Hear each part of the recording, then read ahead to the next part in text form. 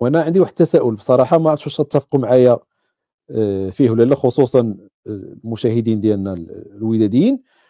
اللاعب الموريتاني سيدي بونا عمار كان عليه جدل، سبق لينا سولنا موكوينا في واحد الندوه صحفيه من بعد الفوز على الدفاع الجديد ب 4-1، وقال لي ما كيلعبوش لانه عنده واحد الاصابه وكيتدرب. من بعد كنشوفوا السيد مع منتخب موريتانيا كيلعب وكيأدي بشكل جيد وكيلعب 90 دقيقه، ونادرا فاش كيتم التغيير ديالو. من بعد بدا كيدخلوا في المباريات هادو جوج ثلاثه الاخرين، بدا كيدخل بونا عمار. في الماتش ديال نادي مكناسي دخل والفريق منهزم، تغير الاداء ديال الوداد، عطاه واحد الاضافه كيبان كيتحرك كيعطي دي باسون بروفوندور، وجاب ضربه جزاء بفضل التحركات ديالو ضد نادي مكناسي اللي ضيعها مباينيونغ. في الماتش ديال السبت ضد فريق نهضه بركان، بونا عمار دخل دار هذاك الشيء اللي ما داروش بيدرينو في ماتش اخر، ودار هذاك الشيء اللي ما داروش ارتور حتى هو. يعني نهضروا على البرازيليين وموريتاني، نهضروا على الاجانب.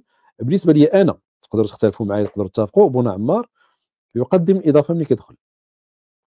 شفنا من دخل نادي مكناسي واحد دو تروا باسون بروفوندور، حط وحده لقى بوهره، لقى راسو راس الحارس، حط ليه واحد الكره اون بروفوندور، باس افوغل ما كيشوفش فيه كاع. يعني اللاعبين الكبار انا كنشوف باللي بونا عمار شويه مظلوم في التشكيله ديال فريق وداد، وكيستحق ياخذ ادوار اكبر وياخذ مساحه زمنيه اكبر وياخذ فرص اكثر قياسا باللاعبين الاخرين.